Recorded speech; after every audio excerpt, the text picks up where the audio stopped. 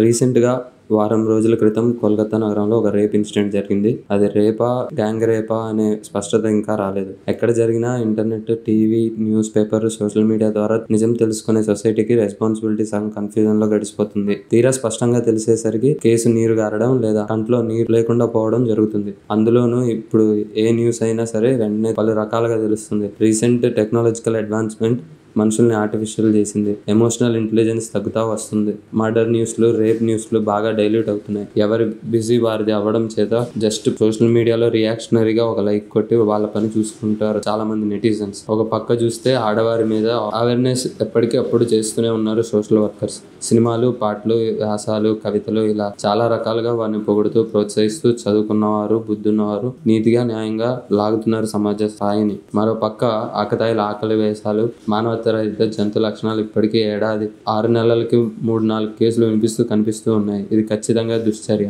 ఆడ మగ అనే జాతికి సంబంధం లేకుండా ప్రతి ఒక్కరూ ఖండించాల్సిన విషయం. ఎంత ఖండించినా ఆ 1-2 కేసులు కూడా జరగకుండా చూసుకోవాలి. ఇన్సిడెంట్ జరిగిన ప్రతిసారి మానవ సమాజానికి మాయన మచ్చలా కనిపిస్తుంది. మరియు ముఖ్యంగా మగజాతి మొత్తాన్ని చెడు చేస్తుంది. ఇదో ఫిజికల్ అండ్ సైకలాజికల్ ఇష్యూ. ఎంత కాదనుకున్నా ఆడగుణం, మగగుణం ప్రకృతి సహజం. ప్రకృతిని పెంపొందించడానికి ఈ 2 గుణాలు అత్యవసరం. అలాగే మానవ జాతి భావితరం చూడాలి అంటే శృంగారం చాలా ముఖ్యమైన చర్య. రేప్ కేసులు సెక్స్ అనే గొప్ప విషయాన్ని చెడు చేస్తుంది.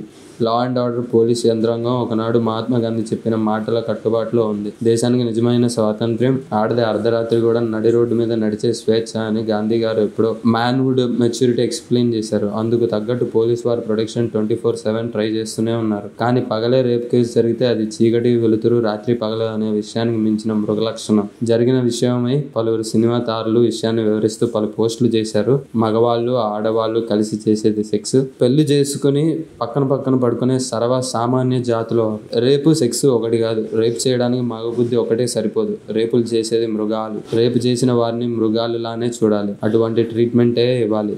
సబ్స్క్రైబ్ చేయండి. Please do subscribe to. Please like, share and subscribe to top Telugu TV. Top Telugu TV. Top Telugu TV.